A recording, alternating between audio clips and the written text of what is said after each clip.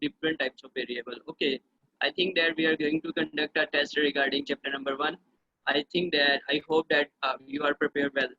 Okay, just one student sent me request regarding Edmodo to conduct a test. Okay, but for rest of the students, are you ready, my dear students? So please kindly send me the email at the mentioned email address that I have mentioned in previous class. So please kindly send your email at the mentioned email address that I may invite you for the test. Okay? Okay, my dear student. That's great. Okay, today we will see different types of variable. As Nehemiah said that, sir, what about to store characters? So today we will learn how to store numeric value and how to store string values.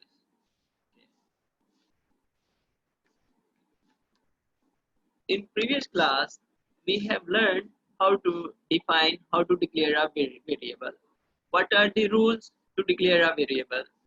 Okay, my dear students, is there any confusion regarding how to declare a variable, how to assign value to variables? You can ask, please. No question? If no question, then we can move ahead. If there is any question, we can clear that question. Okay, we can clear that query. So if there is any question, you can ask Peter. Okay, let me check. Okay, everything is clear. That's good. That's good. Okay, variable. A variable holds value. A variable ने value को hold करना है. क्यों hold करना है? क्योंकि जो भी इसको value मिलेगी वो memory में उसके लिए space लेगा. अब देखते हैं. Today we will discuss different types of variable. अब different types of variable we will learn about numeric variable and string variable. Okay, what is the difference between numeric variable and string variable? Okay, इसके नाम से देखिए कि आप understand कर सकते हो कि numeric means that the variable which will store numeric value like a equal to 300. ठीक हो गया जी. अब मैंने लिख दिया b equal to 400. ये क्या करेगा? ये वेरिएबल जो है ये न्यूमेरिक वैल्यू स्टोर करेगा. अगर मैंने इन दोनों को if I want to sum up these two values, what I will do, I will declare another variable and I will store these two values in C. ठीक हो गई. वो a और b की वैल्यू को सम अप करवा देगा. अच्छा, suppose that you want to print out name of any specific person. Suppose that I want to display Ali. What I will do, I will declare, if I write a equal to Ali, a Ali को store नहीं करवाएगा. Why? क्योंकि a जो है ये एक numeric variable को indicate करता है. ठीक है, ये करेगा न्यूमेरिक वैल्यू को store. But Ali is not a numeric value. Ali क्या है? अली कैरेक्टर्स हैं. तो कैरेक्टर्स को स्टोर करवाने के लिए आपके पास जो रूल्स है वो आप क्या करेंगे? आप इसको एज ए स्ट्रिंग डिफाइन कर लेंगे. स्ट्रिंग मींस दैट आपने वेरिएबल का नेम लिखा, उसके साथ ही आपने इसकी डाटा टाइप डिफाइन कर दी. ठीक है, जैसे आप इसके साथ डॉलर साइन लिखते हैं तो ये क्या डिफाइन करता है कि अब मैंने क्या करना है? मैंने कैरेक्टर्स को होल्ड करना है. लेकिन अगर मैं ऐसे लिखता हूँ अली और मैं प्रिंट करवा देता हूँ, सपोज करते हैं प्रिंट $, अब आपको आउटपुट क्या मिलेगी? You will get output. Do you know that what type of output? What output you will get? ठीक है, $1 की आउटपुट क्या आएगी आपके पास? इसकी आउटपुट आप गेट करोगे 0. अब देखिए, मैंने तो ऊपर स्टोर करवाया था $1 में अली, लेकिन आउटपुट मैं आपसे कह रहा हूँ you will get output as 0. Why you will get output as 0? अब मैं आपको बताता हूँ कि आप आउटपुट क्यों 0 डिफाइन गेट कर रहे हो. बेटा जब भी आपने यस सर एरर आया क्योंकि पहले आपने जो वेरिएबल दिया था वो स्मॉल है था और पर आपने जो प्रिंट करवाया वो बिग है. मतलब yeah, one thing I want to tell you more that GW Basic is not a case sensitive language. Case sensitive means that $1 equal to A, capital A equal to A. It's true. ठीक हो गया जी. अब GW Basic में अगर मैं लिख देता हूँ ABC, या मैं लिख देता हूँ ABC equal to 100, ये हम लिख देता हूँ ABC इक्वल टू 100। ये दोनों क्या होंगे, सेम ही होंगे, ये केस सेंसिटिव नहीं है। तो what does it mean by case sensitive? Case sensitive means that देखिए ABC, ABC will be different from ABC, yeah, it will be different from ABC. These are three variables. अब ABC अगर case sensitive language हो बेटा, तो case sensitive में यानी कि वो डिफरेंशिएट करेगा। अगर आप ए स्मॉल लिखते हो, बी सी कैपिटल लिखते हो, वो कहेगा it's a different variable as compare to capital A, capital B, capital C, और ये डिफरेंट होगा कैपिटल ए, कैपिटल बी और स्मॉल सी से। ठीक हो गया नहीं? तो अब मैं आपको बताना चाहता हूँ कि आपका जो GW बेसिक है, GW basic is not case sensitive. Case sensitive means that आप अगर ABC लिख दो या ABC लिख दो या आप लिख देते हो ABC, ये सारे के सारे क्या है, आपके सेम वेरिएबल है। ठीक हो गया जी? इसमें डिफरेंस नहीं होगा। अगर ये केस सेंसिटिव लैंग्वेज हो तो फिर इसमें डिफरेंस होगा। अब हम इसको यानी कि प्रैक्टिकली देख लेंगे। अब उसकी आउटपुट क्यों 0 आई थी वो हम देखते हैं। जब भी आपने करना है, मैंने लिखा $, इक्वल टू, जब भी आपने कैरेक्टर को प्रिंट करवाना है, whenever you are going to store character value, तो आपने इसको किस में लिखना है, डबल कोट में। जैसे जैसे मैंने लिख दिया काशी। ठीक हो गया? अब जैसे मैं कहता हूँ प्रिंट $, तो आपको आउटपुट मिलेगी स्क्रीन पे, यू विल गेट काशी। ठीक हो गया जी? ये आपको आउटपुट मिल जाएगी। ठीक है, लेकिन जब आपने, ये तो हो गया आपने वैल्यू असाइन कर दी, ये वैल्यू आपने असाइन कर दी, लेकिन जब आप इनपुट करेंगे, इनपुट में आप लिख दोगे $। ये इनपुट में आपको डबल कोट लिखने की जरूरत नहीं होगी। क्यों जरूरत नहीं होगी इनपुट में? क्योंकि इनपुट में हमें यूजर से वैल्यू चाहिए, हमें नहीं पता कि यूजर कौन सी वैल्यू एंटर करेगा। ठीक है, लेकिन जब आपने वैल्यू असाइन करनी है, जैसे मैंने ये लिखा $, इज इक्वल टू काशिफ, यहाँ पे आपको डबल कोड लिखने की जरूरत होती है। लेकिन जब मैंने इनपुट लिखा, मैंने लिखा इनपुट $, मैंने इसको सिंपल वेरिएबल पास कर दिया कि मैं इसको ये बता रहा हूँ कि आपके पास जो भी इनपुट आएगी यूजर की तरफ से, आप उसको कलेक्ट करो और उसको कलेक्ट करने के बाद उसको $, के पास स्टोर करवा देना। ठीक हो गया? Very simple. हाँ, अगर आप लिखना चाहते हैं आप इस तरह लिख सकते हो, इनपुट एंटर स्टूडेंट नेम। उसके बाद आपने वेरिएबल को सेपरेट करना है तो आप कॉमा लिख सकते हैं। मैंने क्या लिखा, एंटर स्टूडेंट नेम। अब one thing I have told you in previous class, if we write any sentence in between double quote, तो इसका मतलब क्या है, it means that कि जो मैंने डबल कोट में लिखा है इसको as it आप आउटपुट पे डिस्प्ले करवा देना। इसका मतलब क्या है, इनपुट यानी कि enter student name, enter student name, ये बिल्कुल ऐसे का ऐसे ही आएगा। उसके बाद जो भी वैल्यू स्टोर करेंगे, जो भी वैल्यू यूजर एंटर करेगा, वो किसके पास स्टोर हो जाएगी, $, के पास। Okay, let me have practical, after that I think concept will be clear to all of you। ठीक हो गया? ये अगर कोई भी क्वेश्चन होगा तो आपने मेरे से पूछ लेना है। ओके, मैंने लिखा ऑटो। अब हम देखते हैं कि एक मैंने वैल्यू लिखी a इक्वल टू 200, मैं लिखा b इक्वल टू 345। अब मैं लिख देता हूँ sum equal to a plus b, मैं करवा देता हूँ print sum of two numbers. उसके बाद मैंने सेमीकोलन लिख दिया और इस तरफ मैंने पास कर दिया सम, इधर मैंने लिख दिया एंड। अच्छा, इज देयर एनी कंफ्यूजन? यहाँ पे आपको कोई कंफ्यूजन हो? मैंने एक सिंपल सा प्रोग्राम लिखा है, जस्ट एडिंग टू नंबर्स। एक नंबर क्या है 200, सेकंड नंबर इज 345। लेकिन लुक एट दिस, मैं लिखा sum, I didn't write 200 plus 345, I didn't write. मैंने जस्ट क्या लिखा है, मैंने लिखा है 200 प्लस 345, मैंने यही लिखा है। यस डियर स्टूडेंट्स, ये देखिए, look at line number 40, look at line number 40 dear students, let me check question। okay, is PC basic screen is clear to all of you? Can you view this screen? Yes, sir. Yes or no? Yes, dear students, can you view this screen, PC Basic screen? Can you view this one?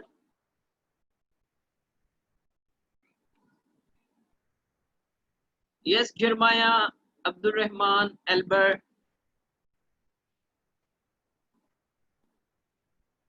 Okay, it's visible. अच्छा जी, अब बेटा देखें, मैं आपसे कह रहा हूं कि मैंने लिखा a की वैल्यू 200, b की value 345. The value of b is equal to 345. After that, I have written sum is equal to a plus b. अब मैंने a plus b लिखा है, मैंने 200 plus 345 नहीं लिखा. क्यों नहीं लिखा? क्योंकि वेरिएबल के पास वैल्यू स्टोर है. a के पास वैल्यू स्टोर है, b के पास भी वैल्यू स्टोर है. अब यहाँ पे in between their is a plus operator. Plus operator का काम क्या है? ए और बी का यानी कि क्या करवा देना, सम अप करवा देना. जब सम अप करेगा तो जो भी आंसर आएगा वो किसके पास स्टोर करवा देगा? SUM के पास. अब सम जो है ए का भी और बी का वो SUM वेरिएबल के पास है. अब लाइन नंबर 40 पे है, मैंने कहा print. What does mean by print? Print means that show me the output. Show me the output. अब ये वो कह रहा है सम ऑफ टू नंबर. ये तो जो डबल कोट में लिखा है, डबल कोटेशन में लिखा है, ये तो वैसे का वैसे ही आएगा. अब सेमीकोलन, सेमीकोलन का मतलब है कि स्टेटमेंट को वेरिएबल से सेपरेट कर दो. अब इस स्टेटमेंट को वेरिएबल से जब सेपरेट करेगा तो लिखा हुआ है SUM. SUM means that get value from variable. अब वेरिएबल क्या है मेरे पास? लाइन नंबर 30 पे. लाइन नंबर 30 के पास मूव करेगा और लाइन नंबर 30 से a और b की वैल्यू जो भी होगी उसको क्या करेगा? सम, उसको ऐड करवा के सम के पास स्टोर करेगा और लाइन नंबर 30 का जो आंसर होगा वो पास हो जाएगा इधर SUM लाइन नंबर 40 पे. और लाइन नंबर 40 में जो आंसर होगा अब वो आपके कंप्यूटर GW बेसिक के प्रोग्राम में स्टोर हो चुका है. अब now we want to execute this program. अब इस प्रोग्राम को एग्जीक्यूट करवाना चाह रहे हैं, तो how to execute this program? अच्छा, ये कैसे करवाएंगे जरमाया? एग्जीक्यूट कैसे करवाएंगे इसको? Yes Jeremiah, how to execute a program? Albert, my dear students, are you there? Yes. How to show the output? Output कैसे शो करवाएंगे? How to execute a program? आपने प्रोग्राम को एग्जीक्यूट कैसे करवाना है? By pressing, कौन सी की press करते हैं?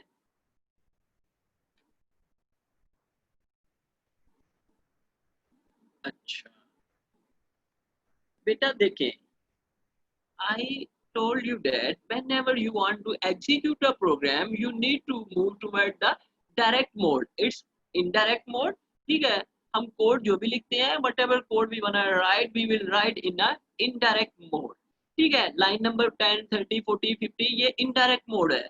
लेकिन आप अगर इसको एग्जीक्यूट करवाना चाह रहे हैं तो you need to move toward direct mode. तो डायरेक्ट मोड में कैसे जाएंगे आप? बाय प्रेसिंग कंट्रोल सी.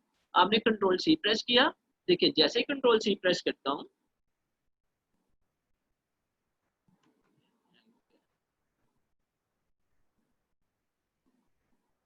तो मेरा कंट्रोल ट्रांसफर हो जाएगा डायरेक्ट मोड की तरफ. ठीक हो गया जी?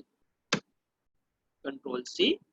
अब देखें जैसे मैंने कंट्रोल सी प्रेस किया, अब कंट्रोल जो है वो ट्रांसफर हो गया डायरेक्ट मोड में. अब डायरेक्ट मोड का मतलब क्या है कि we can execute the written program. ठीक हो गया? जो भी हमने प्रोग्राम डिजाइन किया है अब हम उसको एग्जीक्यूट कर सकते हैं.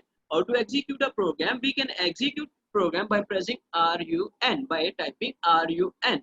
RUN means that execute a program. RUN run the program. ठीक है, whatever program I have written, execute this program. RUN लिखा, अब प्रेस करते हैं एंटर. ठीक है, sum of two number. Look at line number 40.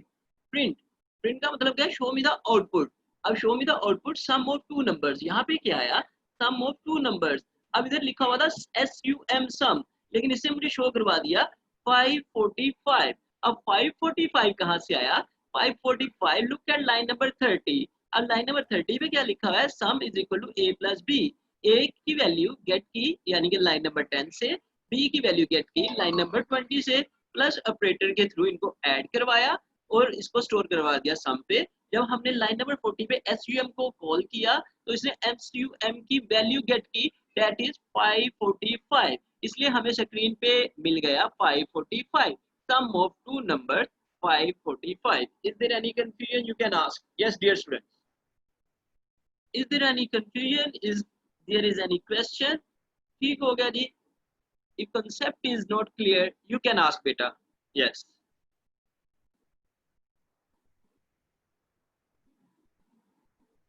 No question? फिर हम मूव करते हैं अब हमारे स्ट्रिंग वेरिएबल की तरफ. String variable control C. Yes, control C. We use control C to move toward direct mode. ठीक हो गया. जब भी आपने प्रोग्राम एग्जीक्यूट करना है तो आप प्रोग्राम एग्जीक्यूट करोगे डायरेक्ट मोड में आके. इनडायरेक्ट मोड में आप कोड लिखते हो, डायरेक्ट मोड में आप जो लिखा हुआ कोड है उसको एग्जीक्यूट करते हो.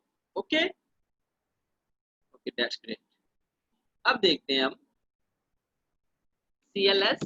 CLS stand for clear screen. CLS clear screen. Screen clear हो गई. हमने लिखा ऑटो. अब हम करते हैं एक स्ट्रिंग वेरिएबल में वैल्यू स्टोर. मैंने लिखा $. $. का मतलब क्या है? अब जो वैल्यू आएगी, अब ये स्ट्रिंग वैल्यू होगी. अब देखिए मैंने लिखा $. मैंने लिख दिया मोइन अली या मोइन लिख दिया मैंने. ठीक है. अब देखिए जब मैंने न्यूमेरिक वैल्यू बेटा लिखी थी तो मैंने डबल कोटेशन में नहीं इसको स्टोर किया था, लेकिन जैसे मैं स्ट्रिंग वेरिएबल लिख रहा हूँ, जैसे मैंने $साइन लिखा तो इसका क्या ये डिफाइन करेगा? ये डिफाइन करेगा कि अब हमने कैरेक्टर स्टोर करवाने हैं. तो मैंने साथ इसको किस में लिख दिया? डबल कोटेशन में. मैंने लिख दिया $. इक्वल टू डबल कोट में माइन को इनक्लोज कर दिया. अब मैंने लिख दिया प्रिंट. मैंने लिखा वेलकम सेमीकोलन. मैं लिख दिया $. और इधर मैंने लाइन नंबर प्रोग्राम को ऐड कर दिया. एंड अब इसको अंडरस्टैंड करें. अब $. पे मैंने लिखा है मोइन. अब $. ने क्या स्टोर की हुई है? वैल्यू को होल्ड किया हुआ है. वो वैल्यू कौन सी है? वो वैल्यू है मोइन. अब लाइन नंबर 20 पे मैंने लिखा print show me the output welcome, यानी कि वेलकम डबल कोट में लिखा. ये तो वैसे का वैसे ही आपकी स्क्रीन पे प्रिंट होगा. वेलकम के बाद मैंने क्या लिख दिया? $. अब ये $. क्या करेगा? ये लाइन नंबर 10 में जाके देखेगा कि $1 की वैल्यू क्या है. The value of $. Equal to Moin. तो ये क्या करेगा? इधर इसको लाके प्लेस करेगा और हमें आउटपुट शो करवा देगा. Let me see the output. Control C. Okay, how to execute the program? By pressing F2 और टाइपिंग RUN. RUN मैंने टाइप किया, एंटर करते हैं जी. क्या आ गया जी? वेलकम मोइन. ठीक है, वेलकम मोइन. अच्छा, साथ ही उसने दे दिया सम ऑफ टू नंबर 0. अब सम ऑफ टू नंबर उसने 0 क्यों दिया? Is there any concept you want to discuss with me that why sum of two number 0 is written over here? Why it is displayed here? Sum of two number 0. अब ये sum of two number 0 क्यों आ गया मेरे पास? Yes.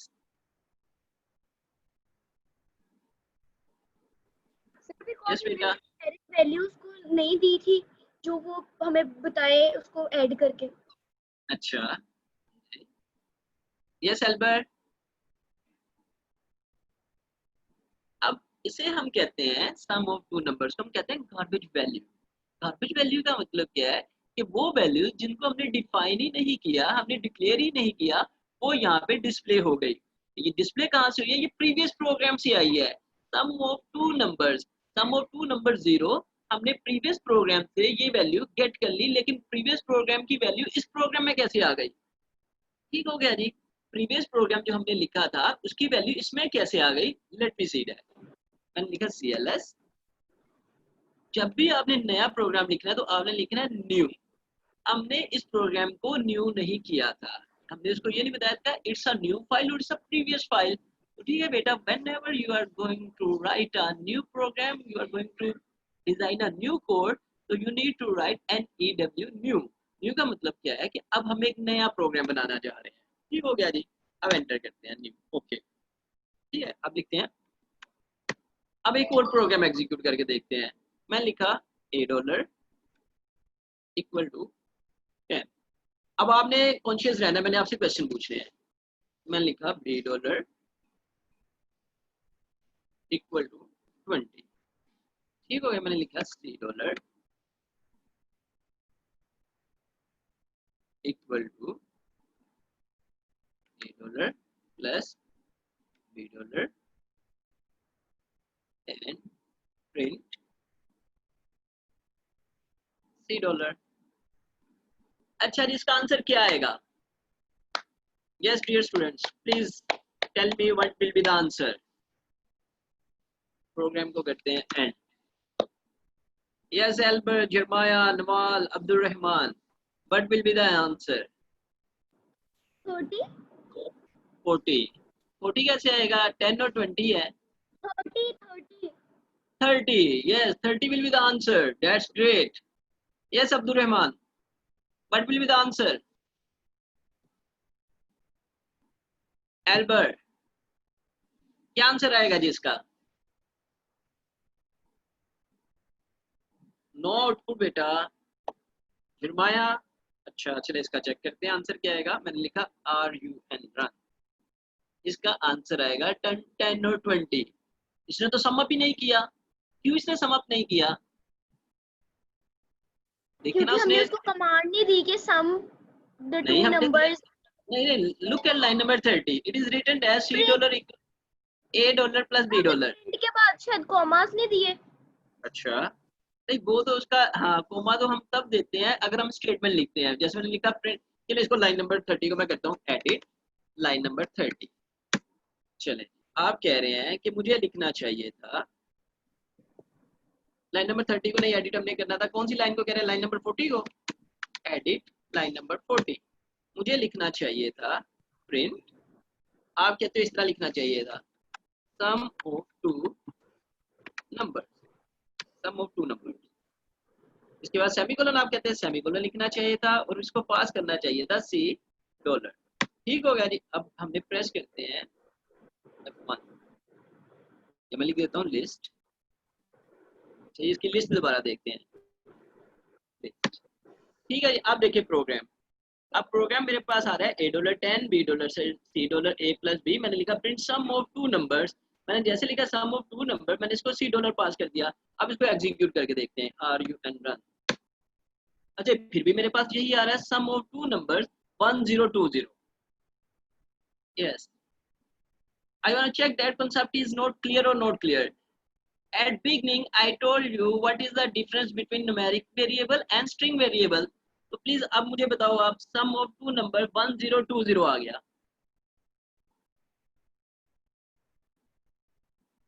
Focus on the concept. String variable, ठीक है, string variable. It's not a numeric variable. Focus on this. अब मैं आपको बताता हूँ,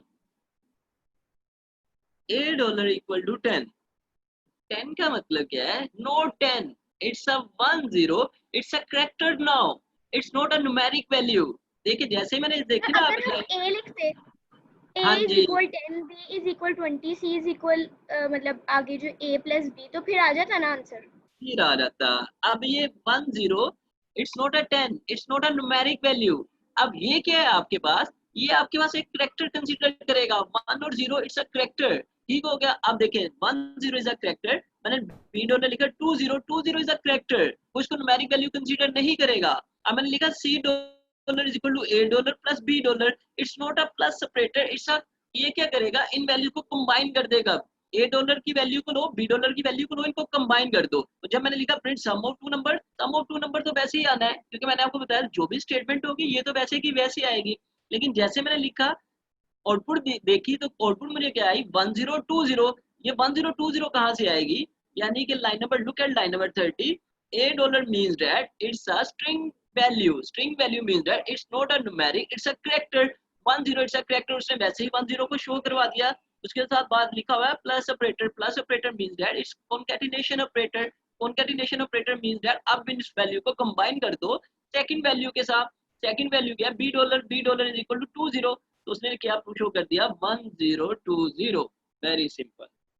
अच्छा जी, अब मुझे बताएं न्यूमेरिक वेरिएबल और स्ट्रिंग वेरिएबल के दरमियान कोई कंफ्यूजन हो, कोई क्वेश्चन हो तो पूछ लो।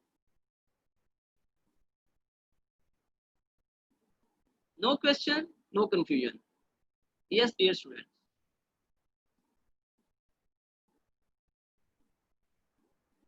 Okay, tomorrow will be test, ठीक है, ऑफ चैप्टर नंबर 1। तो बाकी स्टूडेंट्स, अगर बेटा आप इंटरेस्ट शो नहीं करोगे तो फायदा नहीं होगा, ठीक हो गया नहीं। आप अगर इंटरेस्ट शो करोगे तो आपका साथ साथ कवर हो जाएगा आपका वेडनेसडे को चैप्टर। टेस्ट होगा, जी, वेडनेसडे को टेस्ट होगा। यस वेडनेसडे को टेस्ट होगा आपका, ठीक हो गया जी, ओके वेडनेसडे सर। को। ओके बेटा, नो क्वेश्चन। नो सर, और सर क्लास टाइम में ही होगा। ये क्लास टाइम में होगा, ठीक हो गया, ओके लेकिन सर। जूम पे नहीं होगा, वो आपके एडमोडो पे होगा, ठीक हो गया जी। ओके आपने उधर लॉग इन करना है, इधर आपने लॉग इन नहीं करना, आपने उधर लॉग इन करना। ओके जी, have a good day, God bless sir, you all. ऐसे हो सकता है सर, यस यस। सर ऐसे हो सकता है कि आप वेडनेसडे को हाफ चैप्टर का ले लें और मंडे को हाफ, क्योंकि सर थोड़ा मुश्किल लग रहा है। तो हम ऐसा करते हैं कि मंडे को सारा फुल कर लेंगे, ठीक है ठीक हो सर। गया जी। चले, ठीक हो गया। Okay, God bless you, have a